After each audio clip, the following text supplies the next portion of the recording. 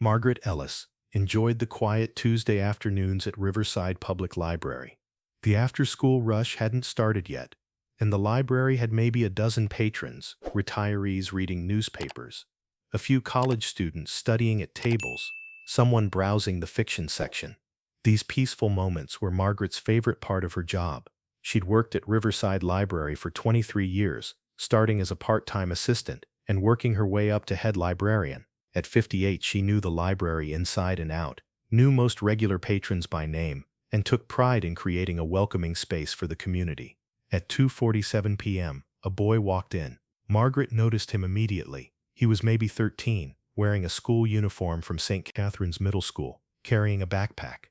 But what caught Margaret's attention was his face, pale, sweating, eyes wide with barely controlled panic. The boy went directly to the public computer area, sat at Terminal 3, and immediately began typing frantically. His hands were shaking so badly he kept hitting wrong keys and having to retype. Margaret watched from the circulation desk, her librarian instincts pinging. Something was very wrong. The boy's body language screamed emergency. He was hunched over the keyboard, breathing rapidly, occasionally wiping tears from his face. Margaret approached casually, not wanting to alarm him. "Hi there, can I help you find something?" The boy jumped, startled. "No, I'm fine," he said quickly, his voice shaking. "Okay, well if you need anything, just let me know." Margaret returned to her desk, but kept watching the boy peripherally. He continued typing frantically, occasionally stopping to read something on screen, then typing more. His panic seemed to be increasing rather than decreasing. After about 30 minutes, he abruptly stood up, looked around frantically, then sat back down and resumed searching. Margaret's concern deepened.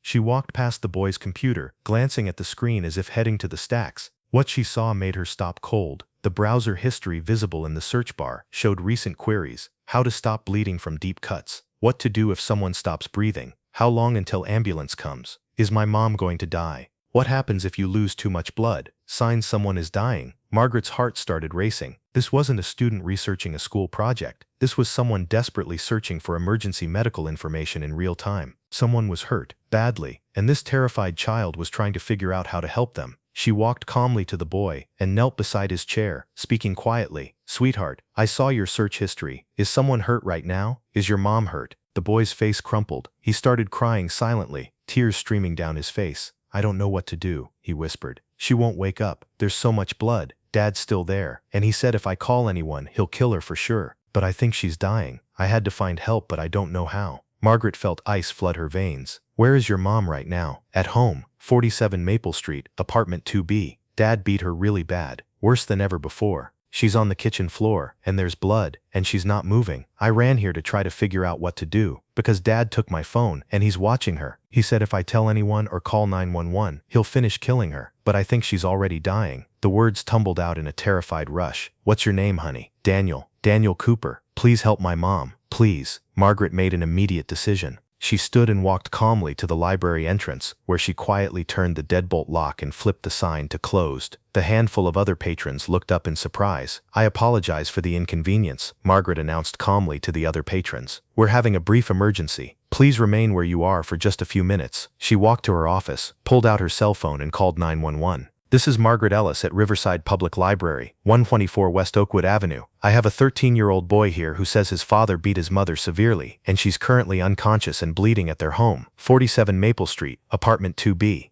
The father is still at the location and has threatened to kill the mother if anyone calls for help. The boy says his mother isn't moving and he's been searching online for emergency medical information. This is an active life-threatening situation requiring immediate police and medical response." The 911 dispatcher's voice sharpened. "Stay on the line. Police and EMS are being dispatched now. Is the boy safe with you?" "Yes, he's here at the library. I've locked the door so his father can't come after him if he realizes the boy left to get help." "Good thinking. Keep him there. Officers are 3 minutes out." Margaret returned to Daniel, who was sobbing quietly at the computer. She sat beside him and took his hand. "Daniel, I've called police and ambulance. They're going to your apartment right now to help your mom. You did the right thing by coming here and trying to find help. But Dad said, your dad can't hurt your mom anymore because police are on the way, and you're safe here with me. He can't get to you. What if mom's already dead? What if I was too late? You got help as fast as you could. You were incredibly brave and smart to come here and search for information. The ambulance will take care of your mom, but I need you to tell me exactly what happened." Daniel, still crying, told his story. Daniel Cooper was 13 years old and had lived with escalating domestic violence his entire life. His father, Frank Cooper, had a violent temper fueled by alcoholism. Frank had been abusing Daniel's mother, Susan Cooper, for years, beating her, controlling her, terrorizing their family. "Dad's been hitting Mom since I was little," Daniel told Margaret, "but it's gotten worse lately. He drinks more. He's angrier. He loses his temper over nothing. Yesterday Mom said she wanted a divorce. That made Dad really angry. Last night Frank had beaten Susan severely in front of Daniel. Daniel had tried to stop him, and Frank had backhanded Daniel hard enough to knock him down, warning him to stay out of it, or he'd get worse. I heard Mom crying all night," Daniel said. "This morning Dad was still drunk. He started yelling at Mom about breakfast. She said something back, I don't even know what, and he just exploded. He started hitting her, worse than I've ever seen. He punched her in the face, in the stomach. He pushed her down and kicked her. She was trying to get away, but he kept hitting and hitting." Daniel had screamed for his father to stop, but Frank had thrown him into his bedroom and locked the door from outside. Through the door, Daniel had heard continued violence, his mother screaming, then going silent, the sounds of impacts, his father's angry shouting. After a while, everything went quiet, Daniel said, his voice shaking. "I was locked in my room for hours. I banged on the door and yelled, but Dad wouldn't let me out. Finally, around 1:30 p.m., he opened the door. He was covered in blood, Mom's blood. He looked crazy. His eyes were weird. He said Mom was hurt and I needed to stay in my room and not do anything stupid. But I waited until I heard Dad go into the bathroom. I snuck out and saw Mom on the kitchen floor. She wasn't moving. There was blood everywhere, on the floor, on her face and clothes. I tried to wake her up, but she didn't respond. Her breathing was really shallow and weird. I knew she needed a hospital, but Dad had taken my phone and his phone, and he'd told me if I called anyone or tried to get help, he'd kill Mom for sure and probably me too." Daniel had made a desperate calculation. His mother needed help immediately or she'd die, but if he called 911 from the house, his father would hear and might make good on his threat to kill her. Daniel had to get help without his father knowing.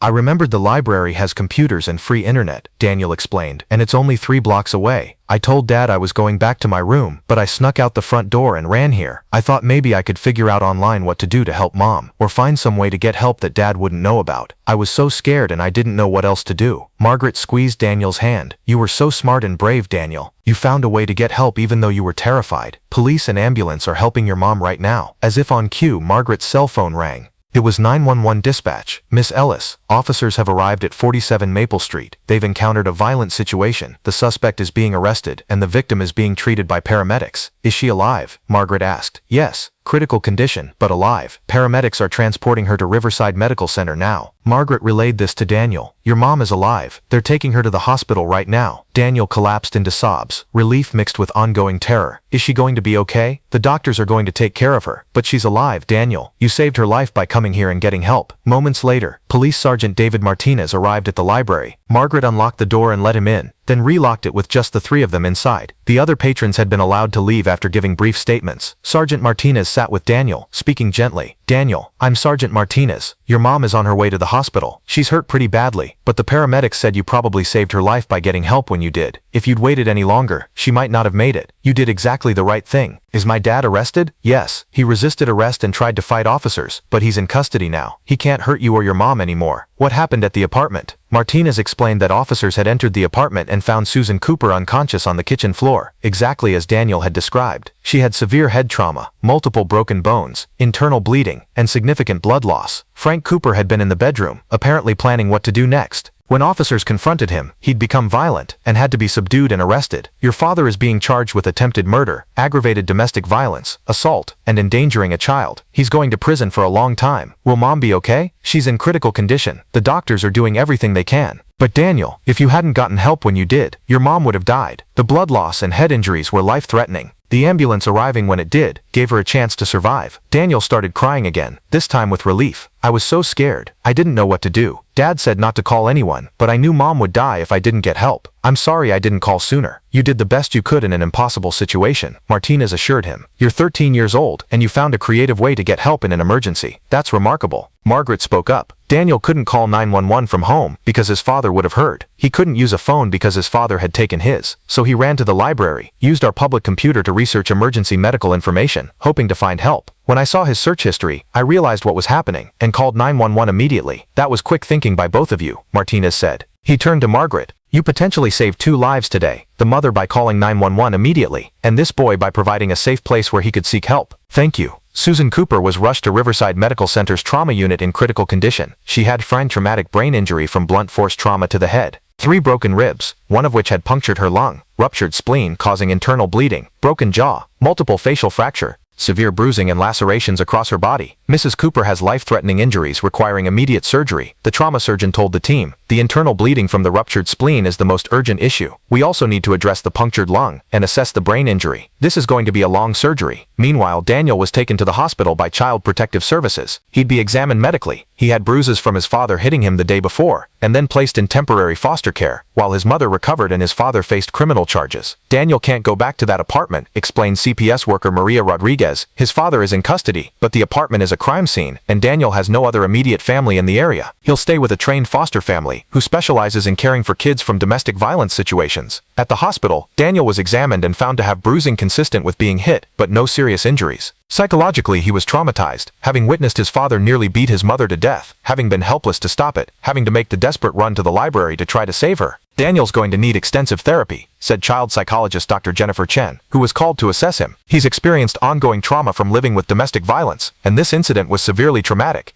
He's 13 and he had to watch his father try to murder his mother, then figure out how to save her life while terrified his father would kill them both. That's going to have lasting psychological effects. But Daniel's first concern was his mother. Can I see her? Is she going to be okay? Your mom is in surgery right now, Dr. Chen explained. The doctors are fixing her injuries. It's going to take several hours. When she's out of surgery and stable, you'll be able to see her. Susan Cooper's surgery lasted 6 hours. Surgeons removed her ruptured spleen, repaired her punctured lung, and addressed multiple internal injuries. They stabilized her brain injury and set her broken bones. When surgery was complete, she was moved to intensive care in critical but stable condition. Mrs. Cooper is lucky to be alive, the surgeon told Sergeant Martinez, who'd stayed at the hospital. The head trauma was severe. The internal bleeding would have killed her within hours if paramedics hadn't arrived when they did. Her son's actions saved her life. If he'd waited even another hour to get help, she likely wouldn't have survived. Susan remained unconscious post-surgery, sedated and on a ventilator. Doctors said it would be at least 24-48 hours before they'd know the full extent of her brain injury and whether she'd make a full recovery. Daniel was finally allowed to see his mother in ICU, accompanied by his CPS caseworker. Seeing Susan, her face swollen and bruised, machines breathing for her, tubes and monitors everywhere, was devastating. "Mom, I'm sorry," Daniel whispered, crying. "I should have protected you. I should have stopped Dad. This is my fault." Maria Rodriguez gently corrected him. "Daniel, this is not your fault. Your father chose to hurt your mother. You're a child. Stopping an adult man from being violent isn't your responsibility. What you did do was save your mother's life. Because of your quick thinking and bravery, she's alive and has a chance to recover." Frank Cooper was arrested at the scene and taken to Riverside Police Station. Initially, he denied everything, claiming Susan had fallen and hurt herself. But faced with the evidence, Susan's severe injuries, Daniel's statement, blood evidence at the scene, and Frank's own injuries to his hands from beating her, Frank eventually stopped denying. During interrogation by Sergeant Martinez and Detective Sarah Thompson from the Domestic Violence Unit, Frank's attitude was chilling. He showed no remorse, instead blaming Susan for provoking him. "She wouldn't shut up," Frank said, "nagging me constantly, talking about leaving, about divorce. She brought this on herself." "Mr. Cooper, you beat your wife so severely she required 6 hours of surgery and nearly died," Detective Thompson said. "Your 13-year-old son witnessed the violence and was so terrified he ran to a library to try to figure out how to save his mother's life. Do you have any understanding of what you've done?" "I lost my temper. It happens. She pushes my buttons." "This wasn't losing your temper. This was attempted murder. You beat her, left her unconscious and bleeding on the floor, and went to your bedroom rather than calling for medical help. You were going to let her die." Frank's cold response, "Maybe she'd have been better off dead. At least then she couldn't keep nagging me." The detectives realized Frank was a dangerous abuser with absolutely no remorse or empathy. He genuinely believed he'd been justified in nearly killing his wife. Investigation revealed Frank had a history of violence, prior arrest for bar fights and assault, charges dropped. Neighbors had called police multiple times about disturbances at the Cooper apartment. Susan had always declined to press charges. Susan's medical records showed multiple ER visits over 10 years with injuries she'd claimed were accidents. Daniel's school had filed 2 reports about concerning bruises, but investigations hadn't progressed. "This is a textbook case of escalating domestic violence," Detective Thompson told prosecutors. "Frank Cooper has been abusing his family for years. The violence increased over time. When Susan finally said she wanted to leave, he snapped and tried to kill her. If Daniel hadn't gotten help, Susan would be dead, and we'd be investigating a murder." Frank was charged with terroristic threats. He faced up to 30 years in prison if convicted on all counts. Bail was set at $1 million,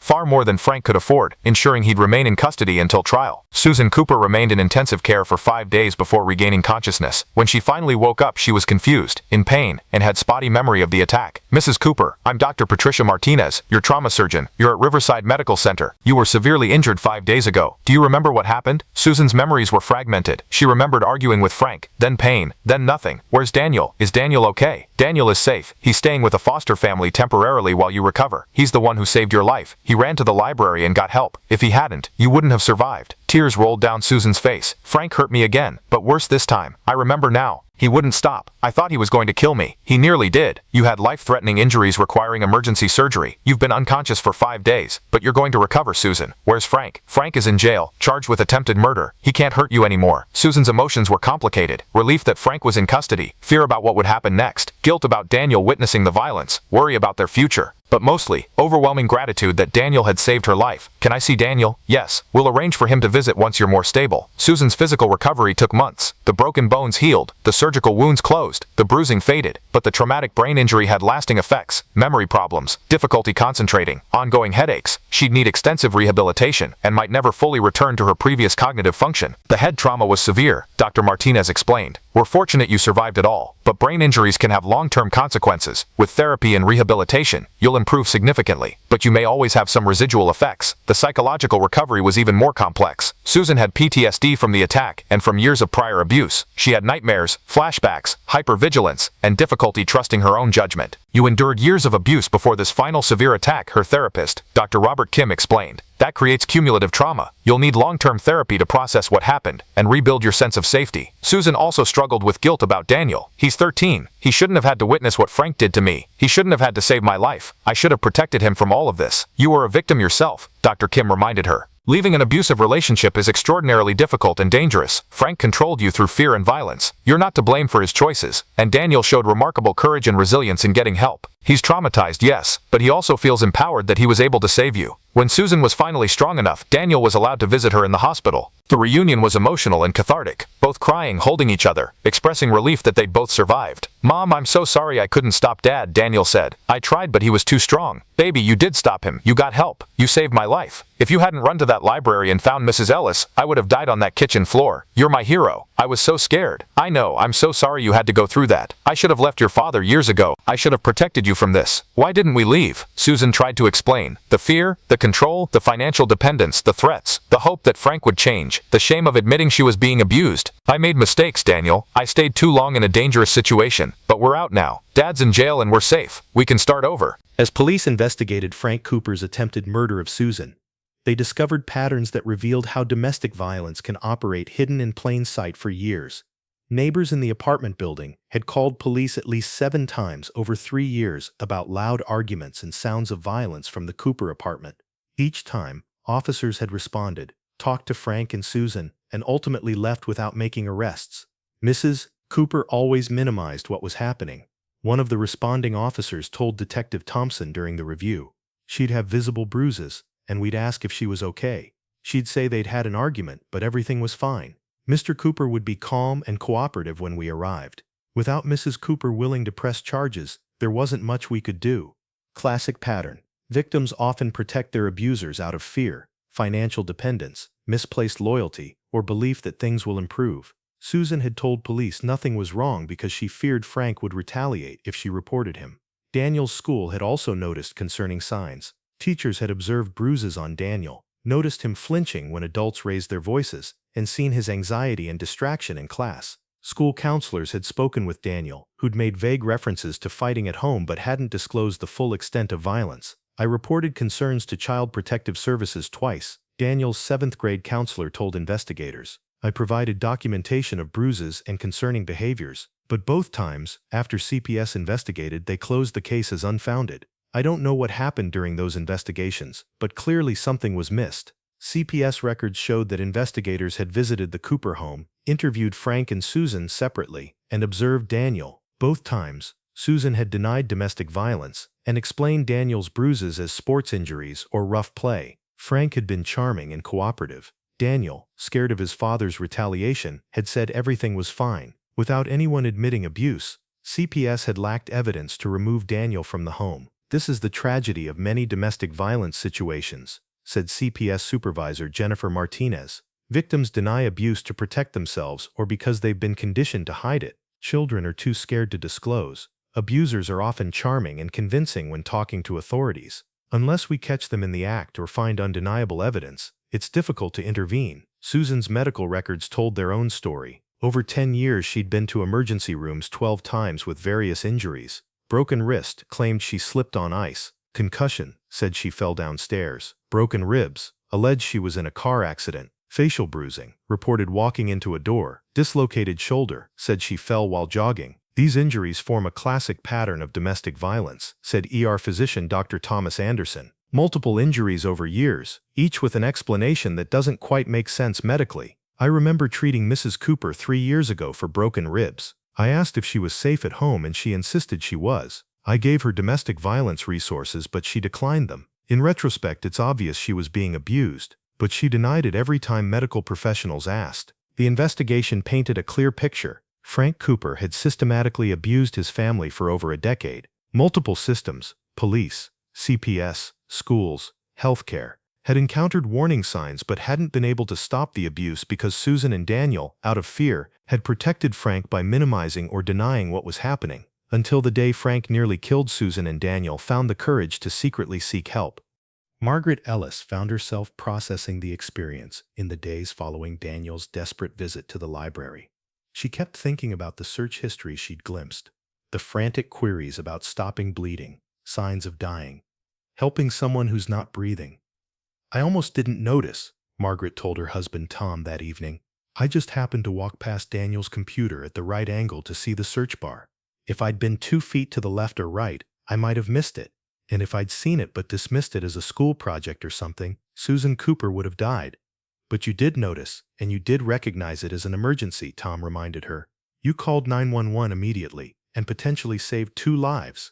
Margaret couldn't stop thinking about the what-ifs. What if Daniel hadn't thought to come to the library? What if she'd been off that day? What if she'd been helping another patron and hadn't noticed Daniel's distress? So many small things had to align for the rescue to happen. It was largely luck, Margaret said. I happened to be working. I happened to notice Daniel seemed panicked. I happened to see his search history. Any of those things not happening, and Susan dies. But the police and domestic violence advocates explained it differently. It wasn't just luck, Sergeant Martinez told Margaret when he came to thank her formally. Yes, there was some fortunate timing, but you also made conscious choices that saved lives. You paid attention to a distressed patron instead of ignoring him. You approached him with concern. You looked at his screen when you could have minded your own business. You recognized the search history as an emergency instead of dismissing it. You locked the library door to protect Daniel. You called 911 immediately. Those were all decisions you made, good decisions that saved Susan Cooper's life. Margaret began to understand that while circumstances had brought Daniel to her library, her awareness and actions had determined the outcome. She'd paid attention, recognized danger, and acted decisively. The experience changed how Margaret viewed her role. She'd always seen being a librarian as helping people find information, creating welcoming spaces, fostering love of reading, but now she understood libraries could be places where people sought help in desperate situations. Libraries are trusted community institutions, Margaret told her fellow librarians at a regional meeting. People come to us for many reasons. Usually it's for books or information or programs, but sometimes it's because they're in crisis and don't know where else to turn. Daniel came to the library because he needed help, but couldn't call 911 from home. He trusted that the library was a safe place where he might find answers. We need to be aware that patrons sometimes come to us in desperate circumstances. Margaret worked with the library system to develop protocols for staff recognizing and responding to patrons in crisis. Warning signs, patrons showing extreme distress, crying, shaking, panicking, unusual computer searches, medical emergencies, violence, suicide, how to get help, children alone who seem scared or in trouble, people with visible injuries, anyone expressing fear for their safety or someone else's. Response protocols, approach the person privately with concern, ask if they're okay or need help, call 911 if situation seems to be an immediate emergency, provide resources, hotlines, shelters, crisis services, create safe space, lock doors if necessary to protect someone from a pursuer. Don't ignore concerning signs or assume someone else will help. We're not counselors or law enforcement, Margaret emphasized, but we're often the first people someone in crisis encounters. We need to be observant, compassionate, and willing to connect people with appropriate help. The training was implemented across the library system and shared with library associations nationally. Over the following years, there were multiple documented cases where library staff recognized patrons in crisis and connected them with help, domestic violence victims, suicidal teenagers, trafficked individuals, people experiencing mental health emergencies.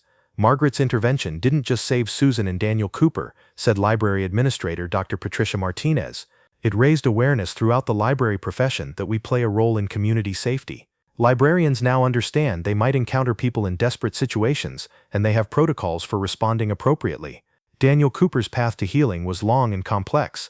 At 13, he'd witnessed his father nearly murder his mother, had been helpless to stop it, and had to devise a creative way to save her life while terrified for both their safety.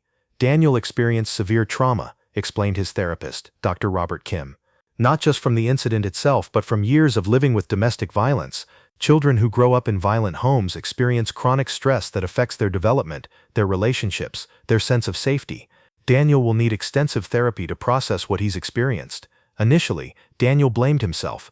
I should have stopped Dad. I should have protected Mom. If I'd been stronger or braver, maybe Dad wouldn't have hurt her so badly. Daniel, you're 13 years old, Dr. Kim said firmly. Your father is a grown man who's bigger and stronger than you. Stopping him wasn't possible. What you did do was save your mother's life by getting help. That was brave and smart. But I waited too long. I should have called 911 right away. Your father had threatened to kill your mother if you called for help. He'd taken your phone. You couldn't call from home without him knowing. So you found another way. You ran to the library and tried to get help without your father realizing. That was creative problem solving in an impossible situation.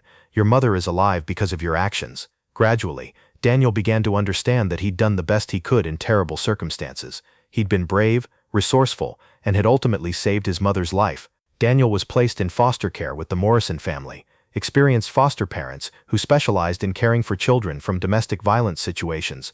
They provided structure, safety, and patience as Daniel processed his trauma. Daniel has nightmares almost every night, foster mother Lisa Morrison told Dr. Kim. He wakes up screaming. He's hypervigilant, jumps at loud noises, watches doors and windows constantly. He's scared his father will somehow get out of jail and come after him and his mom. He checks the locks obsessively. He won't sleep with the lights off. That's all normal trauma response, Dr. Kim explained. Daniel's nervous system learned that home wasn't safe, that violence could erupt at any moment, that his mother could be killed. Even though he's objectively safe now, his body and brain are still in threat mode. With therapy and time, those symptoms will decrease. Dr. Kim used trauma-focused cognitive behavioral therapy specifically designed for children who'd witnessed domestic violence. The therapy helped Daniel process the traumatic memories without being overwhelmed by them, challenge the guilt and self-blame he felt, develop coping skills for managing anxiety and nightmares, rebuild a sense of safety and control, understand that his father's violence wasn't his fault or his mother's fault. Your father made a choice to be violent, Dr. Kim told Daniel repeatedly. That choice belongs to him, not to you or your mom. Nothing either of you did caused the violence. Your father is responsible for his own actions. Daniel also had to process complicated feelings about his father. I hate him for what he did to Mom, Daniel told Dr. Kim. But sometimes I also miss him. Is that crazy? How can I miss someone who tried to kill my mom? It's not crazy at all, Dr. Kim assured him. Your father wasn't violent 100% of the time. There were probably good moments mixed with the bad. You can miss the good parts while still recognizing that he was dangerous, and you're safer without him. Those feelings can coexist. School was difficult for Daniel. He'd missed 2 weeks while the crisis unfolded and struggled to concentrate when he returned. His grades dropped. He had trouble connecting with peers who couldn't understand what he'd experienced. I feel like I'm different from other kids now, Daniel told Dr. Kim. They're worried about grades and video games and who they like. I'm worried about whether my mom is going to be okay and whether my dad will get out of prison. I can't relate to their problems anymore. You've experienced something most kids your age haven't, Dr. Kim acknowledged. That does set you apart, but it doesn't mean you can't have normal teenage concerns too. You can worry about your mom and care about school and friends. You're allowed to be a kid even though you've been through adult problems. The Morrison foster family was patient and supportive. They understood that Daniel needed structure and stability, but also space to process his emotions. They attended his therapy sessions, learned how to help him manage his anxiety, and created a safe environment where he could begin healing. Daniel's a good kid who's been through hell, Robert Morrison told the social worker at a review meeting. He's traumatized and struggling, but he's resilient. With proper support, he's going to be okay. As Susan recovered and was eventually released from the hospital, the plan was for Daniel to return to living with her, but not in the old apartment where the violence had occurred. Susan was finding a new place, and Daniel would transition back to her care once she was stable enough. I want my son back, Susan told the family court judge at a hearing. I know I made mistakes by staying with Frank too long, but I'm getting therapy, I'm rebuilding my life, and I'm committed to providing Daniel with a safe, stable home. He saved my life. I'm going to spend the rest of mine making sure he's safe and cared for." The judge, after reviewing reports from therapists, social workers, and medical professionals, agreed that reunification was appropriate with continued monitoring and support services. Frank Cooper's trial began 10 months after the attack. He'd remained in custody the entire time, unable to make bail. The evidence against him was overwhelming. Physical evidence, crime scene photos showing the extensive blood evidence at the apartment, Susan's medical records documenting life-threatening injuries, Frank's injuries to his hands consistent with beating someone, forensic analysis proving Susan's blood was on Frank's clothing, witness testimony, Susan's detailed account of years of abuse culminating in the near-fatal attack, Daniel's testimony about witnessing the violence and his father's threats, Margaret Ellis describing Daniel's panic state and his desperate internet searches, medical professionals describing Susan's injuries and how close she came to death, neighbors testifying about years of hearing violence from the apartment, electronic evidence, Daniel's computer search history from the library, showing his desperate searches for medical emergency information, the 911 call Margaret made reporting the emergency, police body cam footage from the arrest showing Frank's violent resistance. The prosecution's case was methodical and devastating. Assistant District Attorney Jennifer Martinez walked the jury through years of escalating domestic violence, explaining how Frank had controlled and terrorized his family, how the abuse had intensified, and how the final attack was a deliberate attempt to murder Susan. Frank Cooper didn't lose his temper. Martinez told the jury. He systematically beat his wife for an extended period. Witnesses estimate at least 15 to 20 minutes of sustained violence. He beat her until she was unconscious. He beat her until she had life-threatening injuries. Then he left her bleeding on the floor without calling for medical help. He was content to let her die.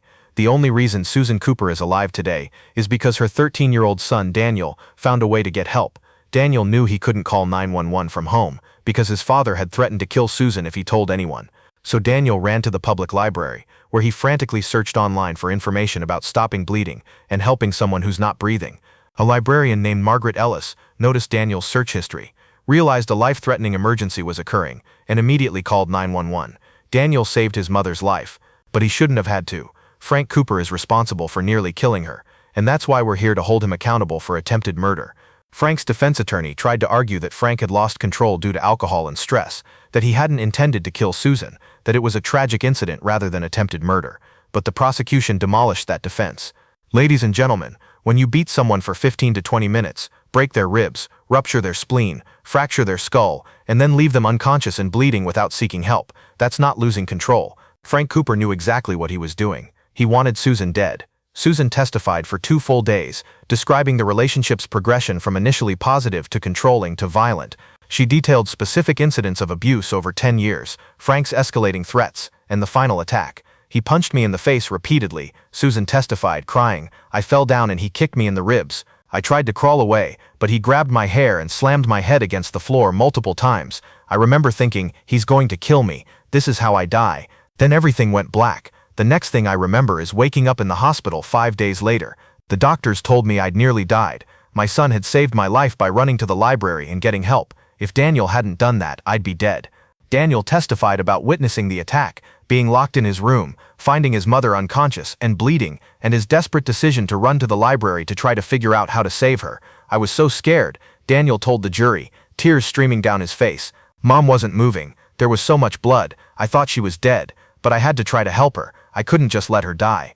Margaret Ellis testified about Daniel arriving at the library in a state of panic, the search history she'd noticed, and her immediate decision to call 911.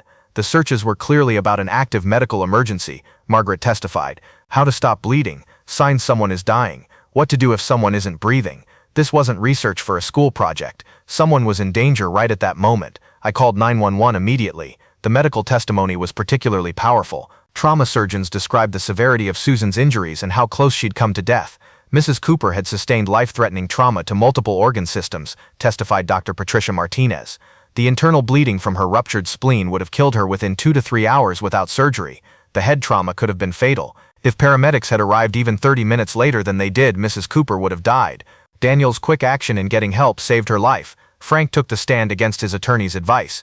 He couldn't resist trying to defend himself, but his testimony was a disaster. Under cross-examination, Frank showed his true nature: no remorse, continued blame of Susan, and barely concealed anger. Mr. Cooper, you beat your wife so severely she required 6 hours of emergency surgery and nearly died. Do you feel any remorse for that? She pushed me to it. If she'd just shut up and done what she was supposed to, none of this would have happened. So you believe Susan deserved to be beaten nearly to death? I didn't mean for it to go that far, but she needed to learn. Learn what? To respect me, to stop nagging, to know her place. The prosecutor pressed. After beating Susan unconscious, you didn't call 911. Why not? You left her bleeding on the floor, possibly dying, while you figured out what to do. What were you figuring out, Mr. Cooper? Frank had no good answer. The truth that he'd been considering whether to let her die or finish killing her was obvious to everyone in the courtroom. The jury deliberated for less than 3 hours before returning guilty verdicts on all counts: attempted murder, aggravated domestic violence, assault causing great bodily harm, child endangerment, and terroristic threats. At sentencing 4 weeks later, Susan provided a victim impact statement. Frank Cooper destroyed my sense of safety, my independence, my health, and very nearly my life. For 10 years he controlled me through fear and violence. He isolated me from friends and family. He beat me regularly. He threatened to kill me if I ever left. And finally, he tried to make good on that threat. I almost died on my kitchen floor while my 13-year-old son watched helplessly. Daniel had to find a way to save my life because his father had tried to take it. No child should ever experience what Daniel experienced. I've survived, but I'm forever changed. I have lasting effects from the brain injury. I have PTSD. I have nightmares. I struggle to trust my own judgment. Frank took years of my life, and very nearly took my life itself. He shows no remorse. He still blames me for his violence. He's dangerous and will hurt whoever his next partner might be if given the opportunity. I want him in prison for as long as possible to protect me, to protect Daniel, and to protect any woman who might otherwise become his next victim. Daniel also provided a statement. My dad tried to kill my mom while I watched. I was locked in my room listening to her screams. When I finally got out, she was on the floor covered in blood and not moving. I thought she was dead. I had to run to the library and try to figure out how to save her because my dad had threatened to kill her if I called 911. I was 13 and I was responsible for saving my mom's life because my dad was trying to take it. I have nightmares about that day. I'm in therapy. I'm scared all the time. I jump at loud noises. I can't sleep without lights on. My childhood is over because of what my dad did. I don't want to see him or talk to him ever again. I want him in prison where he can't hurt my mom or me or anyone else. Judge Robert Morrison sentenced Frank Cooper to 30 years in prison, the maximum sentence for attempted murder with aggravating factors. Mr. Cooper, you are a dangerous domestic abuser who nearly murdered your wife in front of your child, the judge said. You showed no remorse during trial. Your testimony revealed that you still blame your victim and believe your violence was justified. You pose an extreme danger to any intimate partner you might have in the future. The violence you inflicted on Susan Cooper was brutal, sustained, and intended to kill. Only your son's courage and quick thinking prevented a murder. You traumatized your child by forcing him to witness your attempt to kill his mother and then putting him in the position of having to save her life. You deserve the maximum sentence allowed by law. You'll spend the next 30 years in prison, and when you're released, if you survive that long, you'll be an old man. Society will be safer with you incarcerated. Frank showed no emotion as the sentence was read, but his eyes found Susan and Daniel in the courtroom. The look he gave them was one of pure hatred and threat, even from the defendant's table in shackles. He was still trying to intimidate them. But Susan and Daniel no longer had to fear him. Frank Cooper was going to prison for 30 years. They were free. 5 years after Margaret Ellis noticed Daniel's desperate internet searches and saved Susan Cooper's life, both Daniel and Susan had rebuilt their lives in ways that seemed impossible during those dark days. Susan, now 43, had made remarkable physical recovery despite lasting effects from the traumatic brain injury. She still had some memory issues and chronic headaches, but she'd learned to manage them. More importantly, she'd done the psychological work to process the trauma and rebuild her sense of self. I spent 10 years being controlled and abused by Frank, Susan told her therapist during a check-in session. I lost myself completely, became just what he wanted me to be. The last 5 years have been about rediscovering who I am beyond being a victim. Susan had completed a degree in social work and was working for a domestic violence organization, helping other survivors navigate the complex process of leaving abusive relationships and rebuilding their lives. I bring both professional training and lived experience to my work, Susan explained. I understand what my clients are going through in ways someone who hasn't experienced abuse can't. I know the fear, the shame, the difficulty of leaving, the challenges of recovery, but I also know that healing is possible. I'm living proof. Susan spoke regularly at community events about domestic violence, sharing her story to raise awareness and encourage other victims to seek help. People ask why I stayed with Frank for 10 years, Susan told audiences. They make it sound simple, just leave. But leaving an abusive relationship is extraordinarily complex and dangerous. Abusers use fear, control, isolation, and threats to trap their victims. I stayed because I was scared Frank would kill me if I left, and he nearly did when I finally said I wanted a divorce. The violence escalated to attempted murder exactly when I tried to leave, which is the most dangerous time for domestic violence victims. Daniel, now 18, had graduated high school and was starting college. He'd done extensive therapy throughout his teenage years and had processed much of his trauma, though he acknowledged it would always be part of him. "What happened when I was 13 shaped who I am," Daniel told a journalist interviewing survivors of domestic violence. "It taught me things no kid should learn, that people you love can hurt you, that safety isn't guaranteed, that sometimes you have to save yourself because no one else will. But it also taught me resilience. I survived something terrible. I saved my mom's life. That's given me confidence that I can handle difficult situations." Daniel was studying psychology in college with plans to work with trauma survivors. "I want to help people who've been through what I've been through. I want to use my experience to make a difference." He'd maintained contact with Margaret Ellis throughout the 5 years, viewing her as a kind of surrogate grandmother. Margaret had been a steady, supportive presence, attending Daniel's middle school graduation, his high school graduation, checking in regularly to see how he was doing.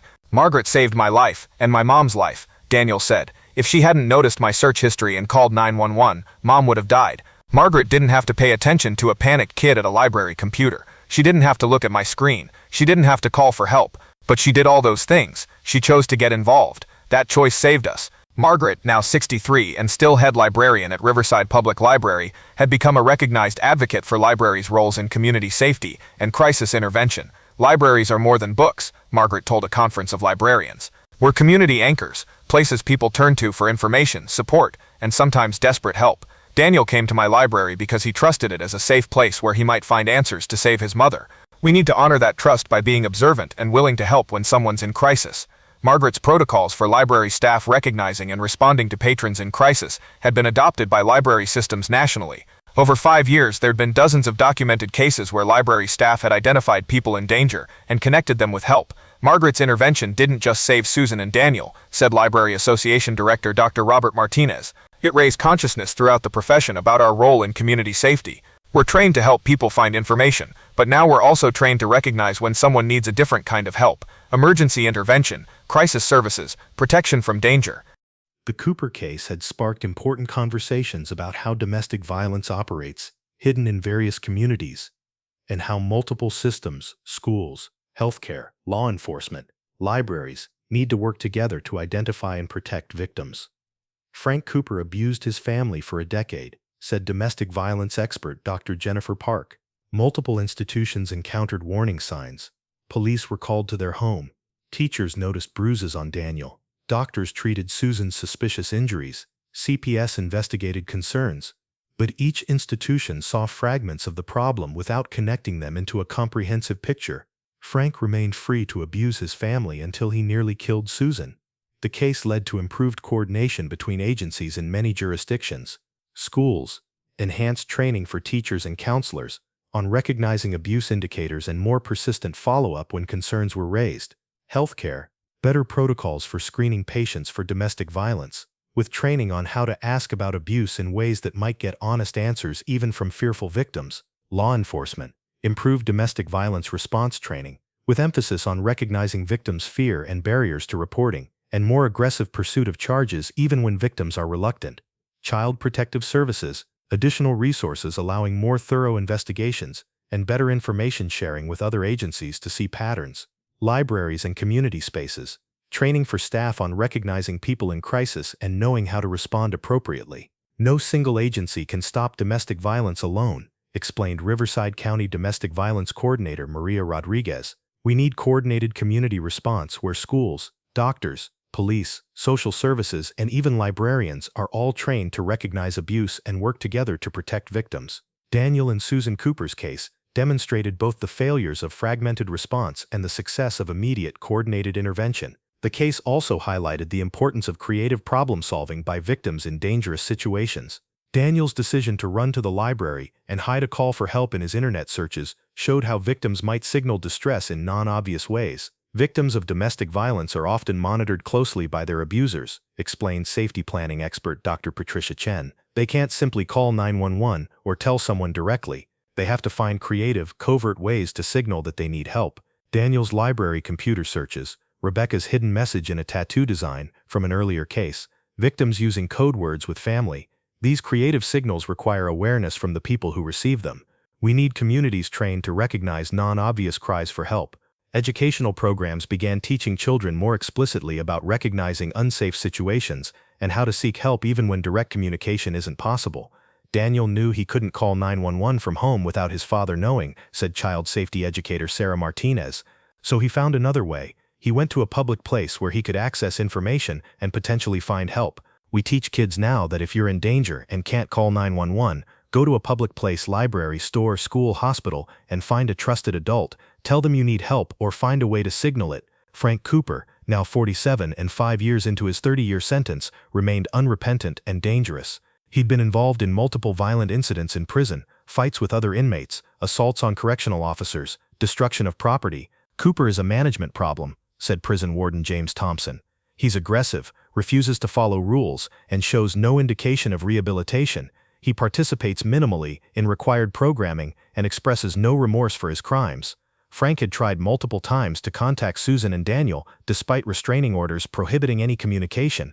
He'd sent letters, intercepted and destroyed, had other inmates try to reach them via social media, and had attempted phone calls blocked by the prison system. Frank's continued attempts to contact his victims demonstrate he remains focused on them and likely poses a threat if ever released, said his correctional counselor.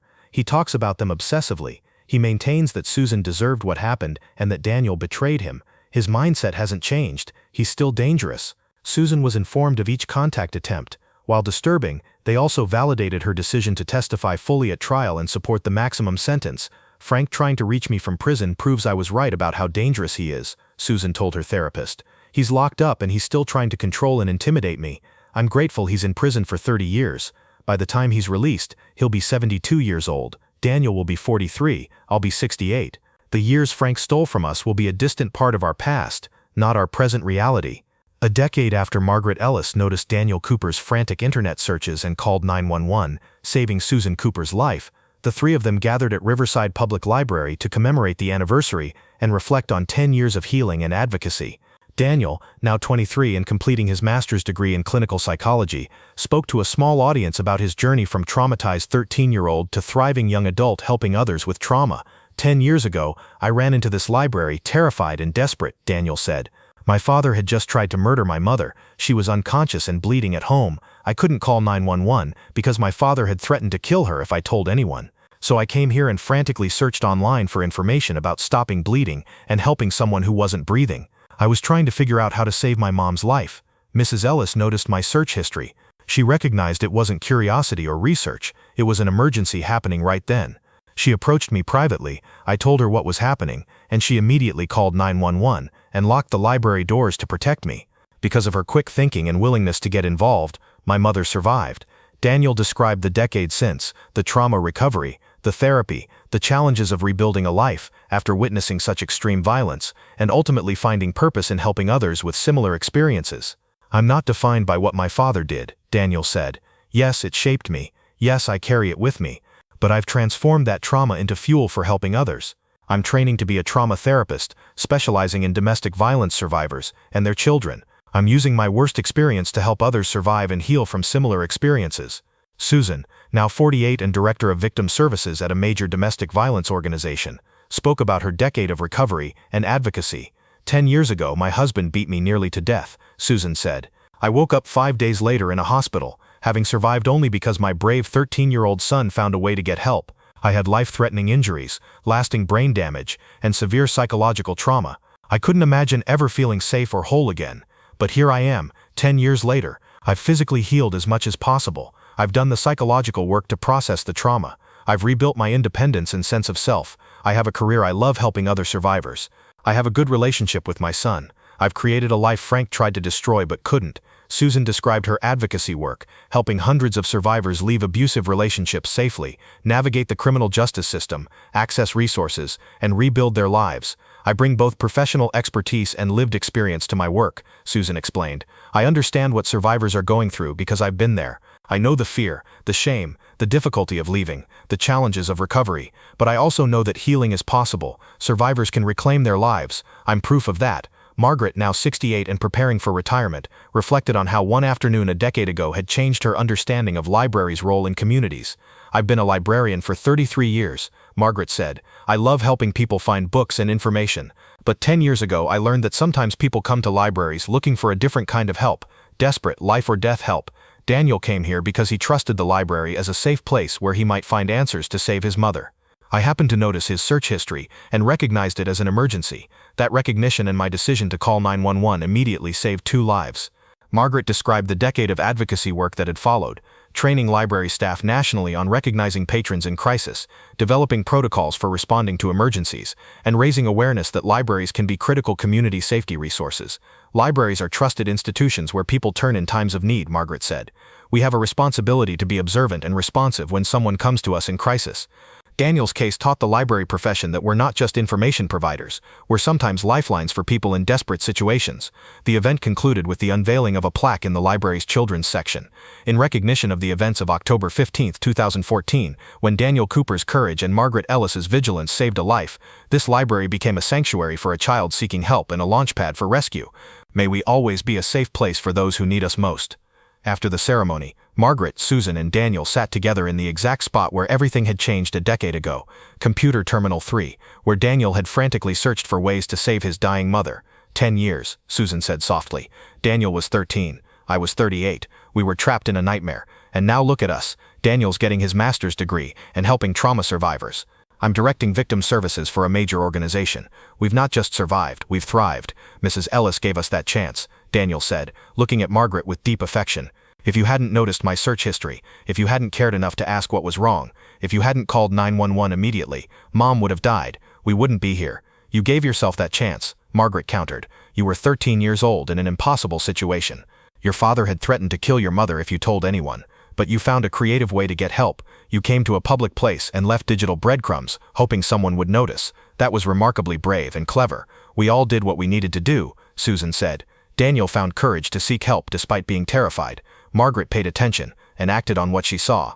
Together you saved my life, and that gift, those extra years I got to live, has been everything.